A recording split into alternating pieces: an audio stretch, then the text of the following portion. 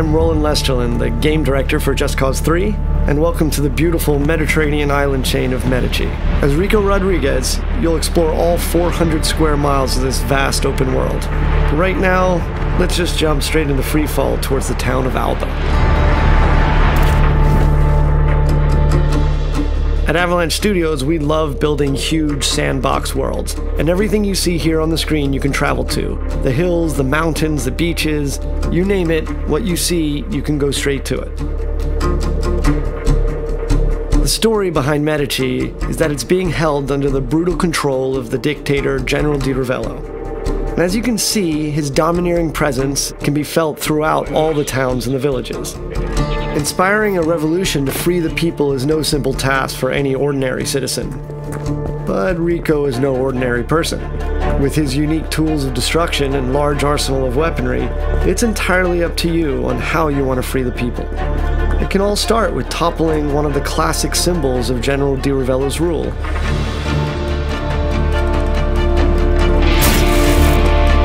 Here we'll see Rico using the physics of the world, and his new multi-tethers, to force Di Ravello's statue into inflicting damage upon itself.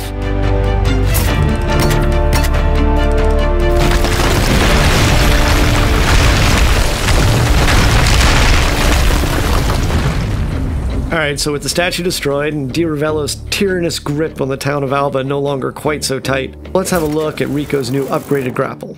As with JC2, traversal is very much at the heart of the experience. Medici is packed with activities, challenges, and opportunities for creative destruction. Now here we can see one of Di Ravello's propaganda spouting speakers, so let's make quick work of it and tear it down. Using his tethers, Rico is able to rip chaos objects like this from their supports. And as you destroy these pieces of propaganda, you further weaken Di Ravello's influence over the area.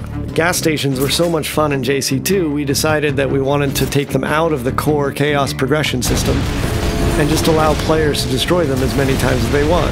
And our physics play to our favor as a chain reaction kicks off and the whole place goes up.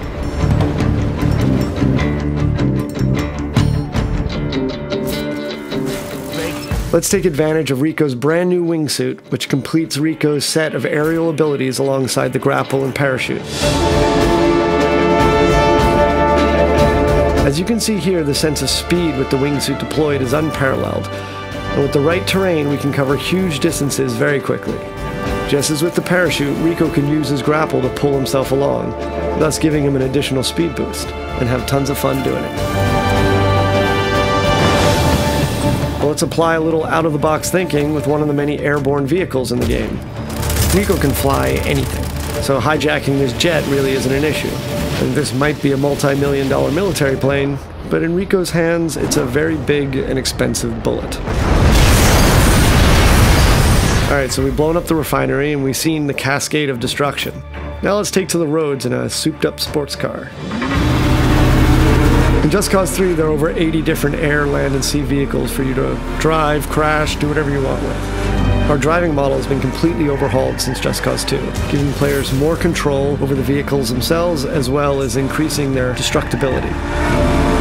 And of course, there are numerous race challenges for you to play that will allow you to unlock vehicle-based mods to improve your rides. We're not a racing game, so going off-road in our world can be lots of fun. Our state-of-the-art destruction extends even to vegetation, so if you're under heat trying to get away from people, you can plow through fields of sunflowers and lavender fields, even through bushes and trees. So we'll stop here. Thought I'd give you an opportunity to blow up something truly massive. I guess we're going man versus bridge with our super powerful Hydra missiles and see what kind of damage we can cause. Shooting out the supports will result in the bridge destroying in tons of different ways. And this means you can come up with your own great action moments. And that's the core of the sandbox experience.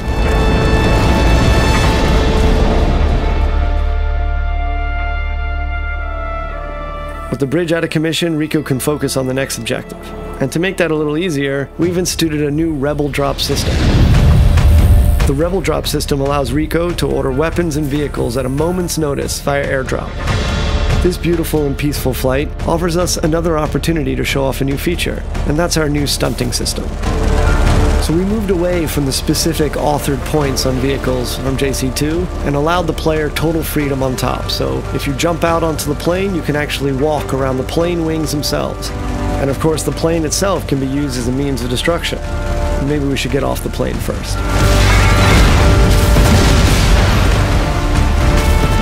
Let's swap out wings for wheels and take a motorbike for the remainder of our journey. And while it's nice to weave along Medici's roads with the wind in our face, it is inevitable that Diravello's men will catch up. We can do combat directly from the bike, and eventually defeating Diravello's military.